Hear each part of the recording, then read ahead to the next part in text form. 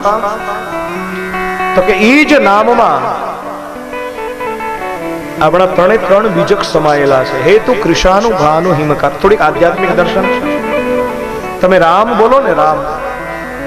જો હું તો ત્યાં સુધી કહું કે દુનિયાનો સરળમાં સરળ મંત્ર જો કોઈ હોય તો રામ છે. અને દુનિયામાં ગૂઢમાં ગૂઢ કોઈ મંત્ર હોય જેનો તાગ ન ચડે, ઈ પણ રામ છે. સહેલામ સહેલો અને ગૂઢમાં ગૂઢ જો કોઈ મંત્ર હોય તો આ રામ છે. શું કામ? કે ઈ જ રામમાં ત્રણ બીજક સમાયેલા છે. બીજક કયા કયા? બોલે રામ બોલો એટલે અગ્નિ બીજક, સૂર્ય બીજક અને ચંદ્ર બીજક. આ ત્રણ પ્રકાશના સ્ત્રોતો છે. અને જેના જીવનમાં પ્રકાશ ધારણ કરવો હોય, જેના જીવનમાં કંઈક ઉન્નતિ કરવી હોય, જેના જીવનમાં કંઈક આગળ વધવું હોય, જેના જીવનમાં મોક્ષ પ્રાપ્ત કરવો હોય, એવા લોકોએ રામ જપો. બહુ સરળ. राम नाम अति मीठा है, कोई गा के देख ले. आ जाते हैं राम, कोई बुला के देख ले. राम नाम अति मीठा है. બહુ સુંદર મજાનું નામ. પણ તુલસીદાસજી મહારાજે કહ્યું છે કે રામ મોટા નહીં, રામનું નામ મોટું. શું કામ? કે જ્યારે રામ આ ધરાધામ ઉપર હતા ત્યારે કેટલા લોકોનો ઉદ્ધાર થયો? બોલે એક તો શબરીનો ઉદ્ધાર થયો.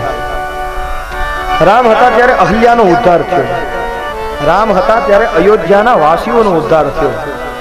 રામ હતા ત્યારે કુંભકર્ણ, રાવણ આદિનો ઉદ્ધાર થયો. જ્યારે આજ હું તમે રામનું નામ લઈ, આ ભારત વર્ષના ઋષિઓ રામનું નામ લઈ હજારો લોકો આજ તરી જાય છે. એટલા માટે રામ મોટા નહીં, રામનું નામ મોટું. અને એટલા માટે રામની આગળ નામ શબ્દનો પ્રયોગ કર્યો છે. નામ વંદના છે. બંદવુ નામ રામ રઘુવર કો, હેતુ કૃષાનો ભાનુ હિમકર. વિધિ હરિહર મય વેદ પ્રાણ સો, અગુણ અનુપમ ગુણ નિધાન સો. મહામંત્ર જોઈ જપત મહેશુ, કાશી મુક્તિ હેતુ ઉપદેશ.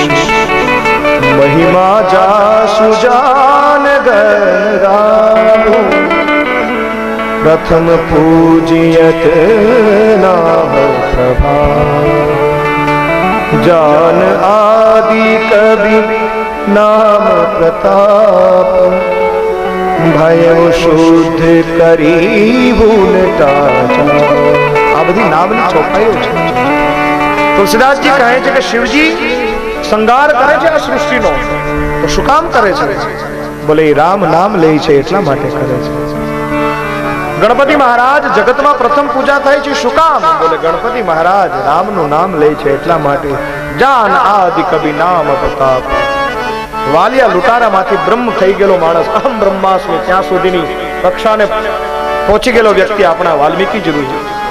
અને શું કર્યું એવું? બોલે ભાઈ એવું શુદ્ધ કરી ઉલટા છે.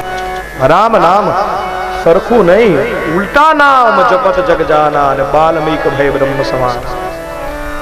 આ કોનો પ્રતાપ છે? બોલે નામનો પ્રતાપ છે. તુલસીદાસજી આગળ કહે છે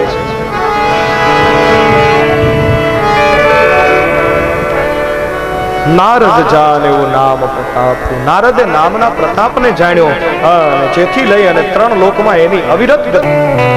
અને એનાથી આગળ સુમિરી પવન સુત પાવન નામ. હનુમાનજી મહારાજે રામ નામનું ભજન કર્યું, અને આપણા કવિ કાગને લખી નાખવું પડ્યું કે જેને રામને રૂડી નાખ્યા. હે આ જગતમાં એક જ જન્મો કે જેણે રામને રૂડી રાખ્યા. હનુમાનજી મહારાજની આ કઈ શક્તિ? બોલે રામ નામનો પ્રતાપ છે. અને અંતમાં તુલસીદાસજીએ કહી નાખ્યું કે કહો કહા લગી નામ બડાઈ. હું આ નામની શું બડાઈ કરું? કહો કહા लगी नाम बड़ाई राम न सके नाम गुण गाई।